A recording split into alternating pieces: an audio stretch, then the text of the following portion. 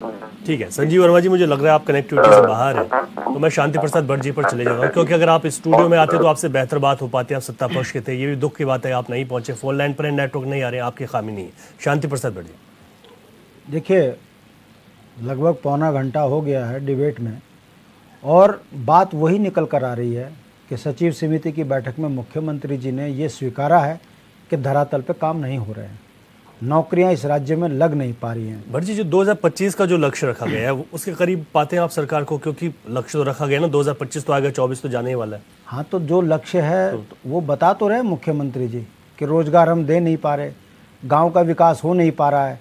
सचिव को अब वो कह रहे हैं, 24 साल के बाद मुख्यमंत्री के मुंह से निकल रहा है कि जनता और सरकार के बीच में जो है शासन सचिव, कहने का मतलब सचिव, ये सेतु का काम करते हैं, यानी कि ये सेतु सही नहीं काम कर रहा है, या जनता काम नहीं कर रही है, या सरकार काम नहीं कर रही है। हम तो आरोप नहीं लगा रहे ना, सरकार के मुखिया सचिव की बैठक में जो चीज बोल रहे हैं कि कार्यों को क्रियान्वयन करने की जरूरत है, इसका मतलब कार्य क्रियान्वयन धरातल पर हो नहीं रहे, योजनाएं सही तरीके से लग नहीं रही, ये हम नहीं बोल रहे। भाजपा की गलत नीतियों के कारण विपक्ष को मौका मिल रहा है बोलने का, और जब हम बोलते हैं तो इनके पेट में दर्द होता है। अभी इसी डिबेट में एक बात निकल कर आई कि उत्तराखंड के अंदर जो है भौगोलिक परिस्थितियों के बीच में अन्य जाति के लोग यहाँ पर ज़्यादा आ गए, मजाने बन गई। मैं आपसे पूछना चाहता हूँ, ये रोकेगा कौन? ये सरकार का काम है ना। भारतीय जनता पार्टी सनातन धर्म की पार्टी है। हमने तो नहीं कहा ना कि 4 धाम के 1 धाम को जो है दिल्ली ले जाओ और यहाँ पर जाकर आप एक अल्पसंख्यक समुदाय के लोगों को 3.5% बसा दो।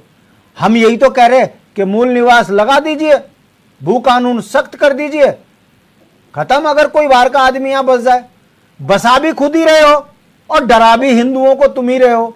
ये दोहरा चरित्र मेरी समझ से बाहर। अभी पत्रकार महोदय ने एक बात कही कि गांव अभी भी सड़कों से दूर है, तो भाई अगर 24 साल में गांव सड़कों से दूर है जी, तो फिर भाई दोषी विपक्ष है क्या?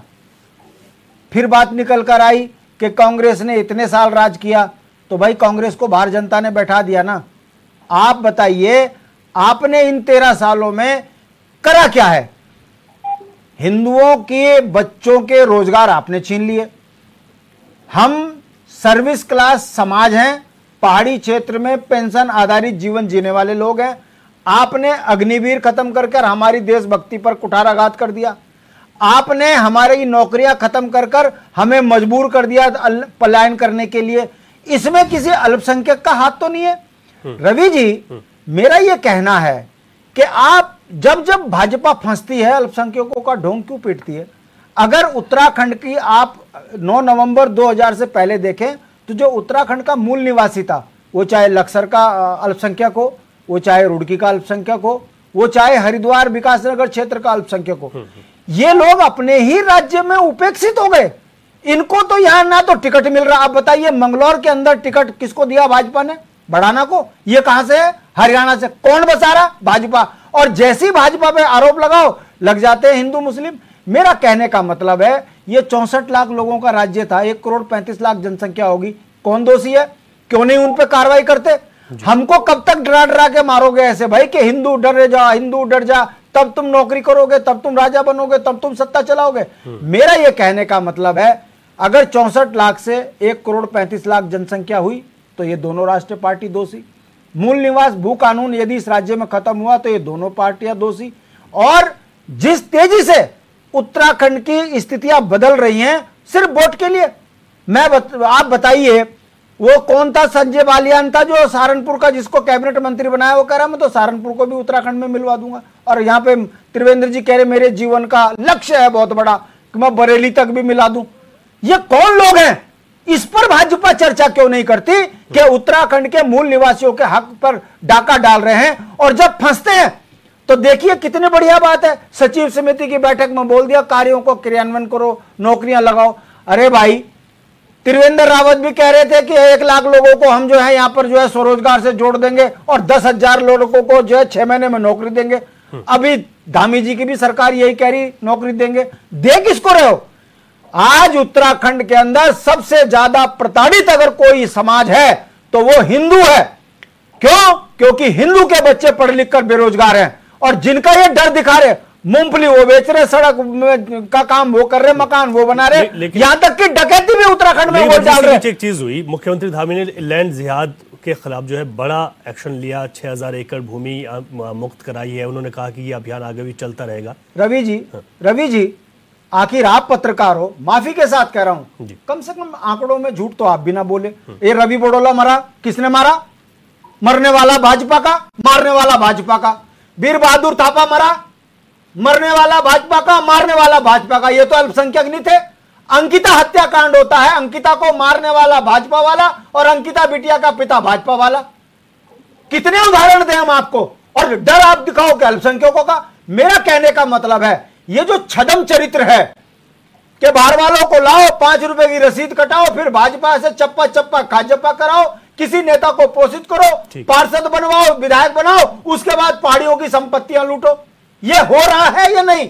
आप पत्रकार हो, मुझे बताइए। हम जो बोलते हैं, हमारी पीड़ा यही तो है कि हमको जनता वो ताकत नहीं दे पा रही है, इसलिए उन बच्चों के, उनके बच्चे बर्बाद हो रहे हैं। आज उनके बच्चों के रोजगार बिक रहे हैं। मैं पूछना चाहता हूं, मूल निवास भू कानून क्यों नहीं? क्यों नहीं? ये मुख्यमंत्री कहते कि उत्तराखंड के अंदर सख्त भू कानून की जरूरत है, यहां बाहर के लोग बस गए। ये शांतवादियों के अंदर उत्तराखंड की जो है आबो हवा खराब हो रही। चाइना नेपाल से हम लगे हुए हैं, हमारी सीमाएं सुरक्षित नहीं है। क्यों नहीं बोलते ये? क्यों? क्योंकि पहाड़ी से पैसा मिलना नहीं है, और जे सारे 40% के कमीशन खोर जमीन बेच के ये खा रहे, जंगल बेच के ये खा रहे। कितना दुर्भाग्य है इस राज्य का, जो है डीजीपी जंगल काटने के मुकदमा झेल रहा है सीबीआई का, और सरकार कह रही है कि चप्पा चप्पा खा जप्पा। कितने दुर्भाग्य की बात है, इस राज्य के अंदर 2 डीजीपीओ के ऊपर जो है अनुशासनात्मक कार्रवाई हुई। आपका वर्तमान डीजीपी जो है वो मामलों को किस तरीके से मैनेज कर रहा है, क्या जनता देख नहीं रही है? मैं आशीष नौटियाल जी, मैं बात खत्म कर रहा हूं। आप देखिए, डीएम बाहर वालों की सुन रहा, सरकार बाहर वालों की सुन रही, डीजीपी बाहर वालों का सुन रहा। यह हमारी बोली लगा रखी, हमारी हत्याएं हो रही। उत्तराखंड का बचा क्या है? अगर हम इस दर्द पर बात करते हैं तो भाजपा का कोई नेता जो है उसकी राजनीतिक हैसियत नहीं है, वो इस पर जवाब दे दे। हाँ, जब फंसे लगे विपक्ष को गरियाने के लिए, और जब आदमी सवाल करे लगे हिंदू मुस्लिम की आग लगाने के लिए। इस देश का नागरिक, वो चाहे कहीं का भी हो, अगर उसके अधिकारों पर अतिक्रमण होता है तो या तो संविधान में परिवर्तन कीजिए, अगर जनसंख्या विस्फोट हो रहा है तो 2 बच्चों का कानून लेकर आइए। मगर ये कब तक चलेगा? 10 साल के अंदर जनता को डरा डरा कर आपने राज्यों को लूट खाया, और 2 गुजराती पूरे देश को बर्बाद कर रहे हैं। ठीक। आशीष नौटियाल जी, आपका फाइनल कमेंट, क्योंकि हम, भाजपा कह रही है कि हम विकास कर रहे हैं, हम प्रतिबद्ध हैं, 2025 तक सर्वश्रेष्ठ राज्य भी बनाना है। भट्ट जी ने भी अपनी बात रखी अभी। रवि जी, आपने मेरी बात पूरी नहीं सुनी थी। मैं आपको भाजपा की पूरी कहानी बता सकता हूँ, भाजपा क्या कर रही है। ये भाजपा का ही टैलेंट है जो आज